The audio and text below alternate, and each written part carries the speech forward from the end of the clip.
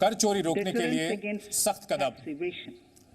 फिलहाल स्पीकर महोदय कहीं ना कहीं थोड़ी भ्रम की स्थिति है, जो कि जिसमें कि ना बताई गई संपत्तियां हों। ये देखा गया है कि कई मामलों में जो अनडिस्क्लोज्ड इनकम होती है, जिसमें कि ये ना बताई हुई बिक्री होती है, वो नहीं बताया जाता है, इसे घाटे की आड़ में छुपाया जाता है। हम चाहते हैं कि जो टैक्स चोरी करने वाले हैं उन्हें हतोत्साहित किया जाए इसके लिए, और अभी किसी भी तरह का जो घाटा है उसे अनडिस्क्लोज्ड इनकम के मुकाबले सेटल नहीं किया जा सकेगा।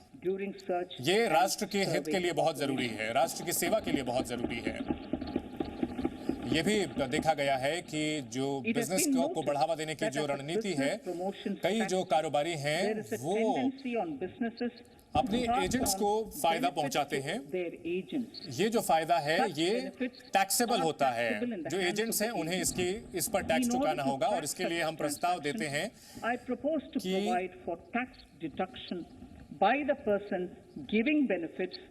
अगर ये रकम 20,000 से ज्यादा होती है, एक वित्त वर्ष में 20,000 से ज्यादा होती है, तो इसके लिए टैक्स चुकाना पड़ेगा। और ये फाइनेंस बिल में इसकी विस्तृत जानकारी दी गई है। अप्रत्यक्ष कर की अगर बात की जाए, हमने पिछले कुछ सालों में बहुत शानदार जीएसटी में तरक्की हासिल की है, बहुत अच्छा देखने को मिला है। जीएसटी एक ऐतिहासिक सुधार रहा है भारत का, आजाद भारत में, जिसमें सहकारी संघवाद को भी दिखाया है। हालांकि उम्मीदें काफी ज्यादा हैं, लेकिन कई चुनौतियां भी हैं, और ये जो चुनौतियां हैं हमने काफी चतुराई से इसको और काफी परिश्रम से हमने हासिल किया है। और हम कह सकते हैं कि हम पूरी तरह से हम आईटी के आधार पर चल रही जीएसटी व्यवस्था का संचालन कर रहे हैं, जो कि भारत को वन मार्केट वन टैक्स की ओर आगे बढ़ाने का काम कर रही हैं। हालांकि अभी भी चुनौतियां काफी हैं हमारे सामने, और हमारे सामने अगले कुछ सालों में उससे निपटने की बड़ी चुनौती है। तो ऐसे में हम कहीं ना कहीं जो फायदा पहुंचाना चाहते हैं, साथ ही साथ नियमों को सही तरीके से लागू कराना चाहते हैं, और हम चाहते हैं कि कंप्लायंस बेहतर तरीके से किया जाए। जीएसटी रेवेन्यू बहुत तेजी से बढ़ा है, और महामारी के बावजूद इसमें उल्लेखनीय वृद्धि देखने को मिली है।